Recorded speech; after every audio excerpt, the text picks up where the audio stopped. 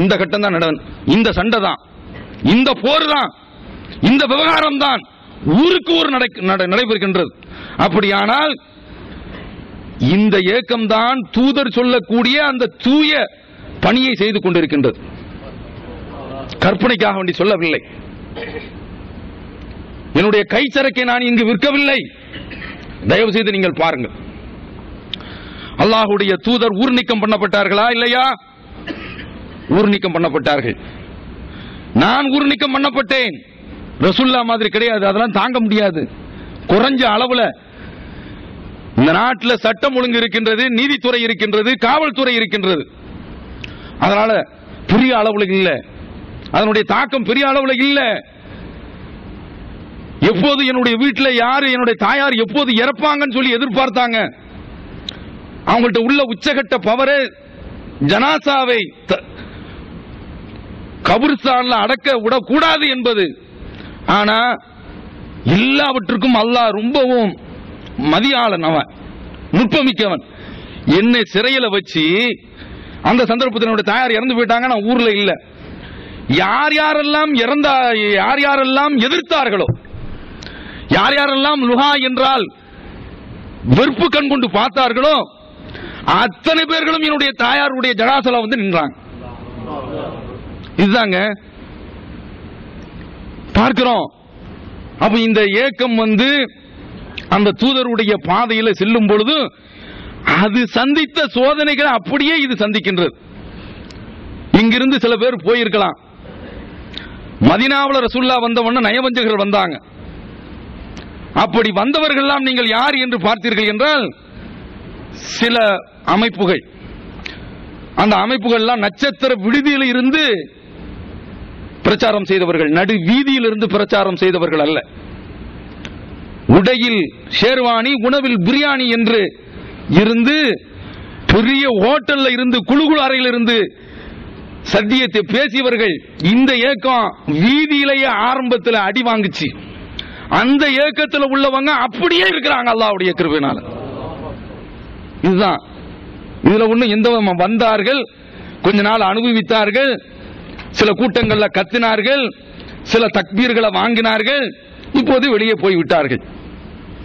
இதெல்லாம் நடக்கக்கூடியதுதான். இப்ப எந்த ஏக்கம் வந்து தூதருடைய வழியில் செல்கின்றது என்று நீங்கள் பாருங்கள். உங்களுக்கெல்லாம் தெரியும்,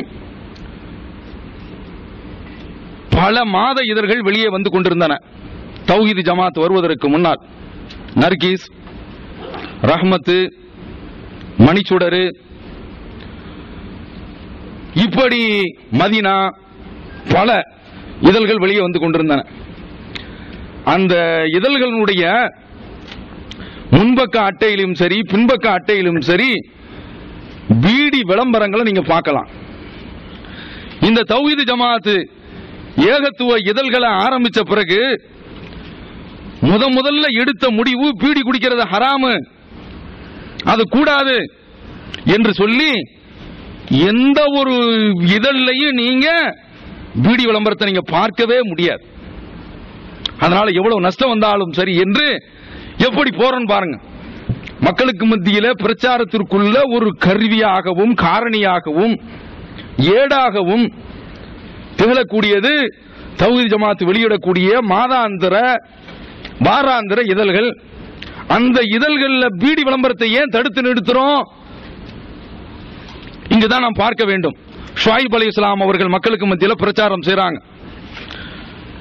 இந்த ஒரு அளவுகோலை நீங்க எல்லாவற்றிலும் நீங்கள் பொருத்தி பாருங்கள். எந்த ஏக்கம் தூய்மையான, நான் இந்த ஏக்கம் தான் தூய்மையான ஏக்கம் என்று நிலைநாட்டுவதற்கு வரல. இந்த அடையாளங்களை வச்சு எந்த ஏக்கம் தூதர் வழியில் செல்லக்கூடிய ஒரு தூய அமைப்பு என்பதை நீங்களே முடிவு செய்து கொள்ளுங்கள். யார் சொல்றா? ஷுஐப் அலைஹிஸ்ஸலாம் அவர்கள் மக்களுக்கு மத்தியில் பிரச்சாரம் செய்றாங்க. மா உரீது அன் உகாலிஃபக்கும் இலா மா அன்ஹாக்கும் அன்ஹு, நான் எந்த பிரச்சாரத்தை உங்களுக்கு மத்தியில் செய்கின்றேனோ அதற்கு மாற்றமாக நான் கடுகளவுக்கும் நடக்க மாட்டேன். தூதருடைய வழி, தூதருடைய வழிங்க. அப்ப அதனால நான் என்ன பிரச்சாரம் செய்யறேனோ அதற்கு நேர் மாற்றமான அளவுல என்னிடத்தில் செயல்பாடு இருக்கக்கூடாது. நீ சினிமா படக்காரங்களை நீங்க கூப்பிடுங்க, எப்பா வந்து விபச்சாரத்தை நீ கண்டிச்சு பேசு அப்படின்னு சொன்னா, எப்பப்பா அதெல்லாம் மகாத்மாவுடைய காரியங்கள், அதெல்லாம் நாம வரமாட்டோம்பா அப்படின்னு சொல்லிடுறான். ஒரு பீடி சிகரெட் குடிக்கிறவனை கூப்பிட்டு பீடி சிகரெட் குடிக்க கூடாது நீ பேசணும்ப்பா, நான் அந்த தப்ப செய்துக்கிட்டு இருக்கேன்பா, இதெல்லாம் நமக்கு சரி வரட்ட வராதப்பா, நீ வேற யாராவது பாத்துக்க அப்படி சொல்லிட்டு போயாராம். ஆனா இன்றைக்கு அல்லாஹ்வை அஞ்சிக் கொள்ளுங்கள், அல்லாஹ்வை அஞ்சிக் கொள்ளுங்கள் அந்த குரல் அதனுடைய உச்ச ஸ்தாயில ஒலிக்கிறது. இறையச்சம், தக்குவா தக்குவா அப்படின்னா பக்கத்துல ஒரு பெண்ணோடு சேர்ந்து நான் பயணிக்கின்றேன் என்றால், நான் இது மாதிரியான ஒரு நிலையில ஏற்பட்டா என்ன நானே செருப்பால் அடித்துக் கொண்டு வீட்டில் உட்கார்ந்திருப்பேன். அல்லாஹ் காப்பாற்ற வேண்டும். மா உரீது அன் முகாலிபக்கும் இல்லாம அன்ஹாக்கும் அன்ஹு, எதை உங்களை செய்யக்கூடாதுன்னு தடுக்கிறனோ அதுக்கு நேர் மாற்றமா நான் நடக்கக்கூடாது. ஷுஐப் அலைஹிஸ்ஸலாம் சொல்லக்கூடிய தூது செய்தியினுடைய அடிப்படை உரைகள் அது, அளவுகோல் அது. செய்யலாமா அப்படி? அதாமுருன அன்னாஸ பில் பிர் வ தன்ஸவுன அன்ஃபுஸக்கும் வ அன்தும் தத்லூனல் கிதாப், வேதத்தை ஓதிக்கொண்டு நீங்கள் மக்களுக்கு நன்மை ஏவுறீங்க, உங்களையே நீங்கள் மறந்து விட்டீர்களா? நீ ஊருக்கு சொல்றது உனக்கு இல்ல, நீ எப்படிப்பா பிரச்சாரம் செய்தவனாக ஆக முடியும்? நல்லா கேட்கிறானே பாருங்க. அடுத்து பாருங்க, திருமண விருந்து. திருமணத்தில் மாப்பிள்ளை வீட்டார்கள் தான் விருந்து வைக்க வேண்டும், அதுவும் கம்பல்சரி கிடையாது. பெண் வீட்டுக்காரங்க எந்த விதமான ஒரு விருந்தையும் வைக்க கூடாது.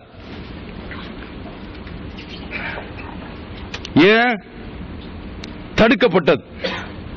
தடுக்க மார்க்கத்தில் தடை செய்யப்பட்டிருக்கான்னு பார்க்க கூடாது. நல்ல காரியத்தை எல்லாம் ரசூலுல்லாஹி ஸல்லல்லாஹு அலைஹி வஸல்லம் அவர்கள் செய்து விட்டு போயிட்டாங்க. ஆவலி மௌலவி பிஷாத் அப்துர் ரஹ்மான் இப்னு அவுஃப் ரலியல்லாஹு அன்ஹு அவர்களை பார்த்து ஒரு ஆட்டர்த்தாவது விருந்து வை அப்படின்னு சொல்றாங்க. அவன் இது மாப்பிள்ளை வீட்டுக்காரர் தான் விருந்து வைக்கணுமே தவிர, என்றைக்கு மாப்பிள்ளை வீட்டுக்காரங்களை பார்த்து விருந்து வைங்கன்னு சொல்லி விட்டாலே போதும், அங்க பெண் வீட்டுக்காரங்க கிடையாதுங்கிறது தான், அது கூடாதுங்கிறது அதுலயே அடங்கி இருக்கு. வரதட்சணை நீங்க வந்து பெண் வீட்டில் வாங்கக்கூடாது. இந்த ஆலிம் சாக்கெல்லாம் கேட்டாங்க, மஹர் கொடுத்து தானே அல்லாஹ் தஆலா கல்யாணம் முடிக்க சொல்றான், பெண் வீட்டில் இருந்து வாங்கக்கூடாதுன்னு இங்க அல்லாஹ் சொல்றானா? புத்திசாலி ஆலிம் சாக்கள் கேட்டாங்க. அப்ப நாம அவங்கள்ட்ட சொன்னோம், வாசல்ல வந்து நிக்கிறான் யாசகன், உங்கள்கிட்ட யாசகன் கேட்கிறான், நீ அவனுக்கு வந்து போட போற, நீ அவன் இந்த போட போகும்போது பிச்சைக்காரனுக்கு அல்லாஹ் தஆலா தர்மத்தை போட சொல்லியிருக்கான், அவனுடைய அந்த பாத்திரத்தில் இருந்து எடுக்கக்கூடாதுன்னு தடை இருக்குதான்னு கேட்டா எப்படி பைத்தியக்காரத்தனமோ அதை போலதான் இதுவும் பைத்தியக்காரத்தனம். பாருங்க, இன்றைக்கு இந்த தௌஹீது வட்டத்தில் உள்ளவங்க பெண் வீட்டு விருந்து கூடாது அப்படின்னு சொல்லும் போது நடத்தல, அப்படி நடத்துறவங்களை கண்டிக்கிறோம், நீ ஜமாத்துக்கு லாய்க்கு இல்ல, பொறுப்புக்கு லாய்க்கு இல்லை என்று கடுமையாக பேசுகின்றோம், பிடிச்சி கொதறோம். நீ பொறுப்புல இருக்கிற, நீ வந்து ஒரு ரோல் மாடலு, ஒரு முன்மாதிரி, உன்னை மக்கள் பார்க்கறாங்க, நீ இது போன்ற தப்ப செய்திடக்கூடாது சொல்றமா இல்லையா? நான் மறைந்த ஷம்சுல் ஹுதா ஹஸரத் அப்படின்னு சொல்லி பெரிய ஒரு அறிஞர்,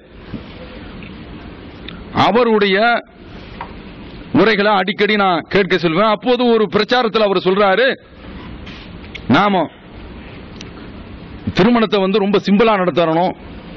என்னுடைய நண்பர் ஒருவர் ஹாங்காங்கில் இருந்தார், அவர் பெரிய செல்வந்தர், வெறும் ரோஸ் மில்க கொடுத்து திருமணம் முடிச்சிட்டார் அப்படின்னு சொன்னார். ஆனா அவரு தன்னுடைய திருமணத்தை நடத்தும் போது நாங்கெல்லாம் போய் நிக்கிறோம், தப்ஸ் அடிச்சு என்ன பிரச்சாரம் பண்ணாரோ அதுக்கு தக்க அவர் நடக்கல, மாற்றமா நடக்கிறார். அப்படி இந்த தௌஹீத் ஜமாத் கிடையாது. இது நான் பல இடங்கள்ல குறிப்பிடுறேன். சகோதரர் பிஜே திருமணம் நடத்தினார், நீண்ட காலம் ஒரு இடத்தில் நாங்கள் பழகி கொண்டிருக்கின்றோம்.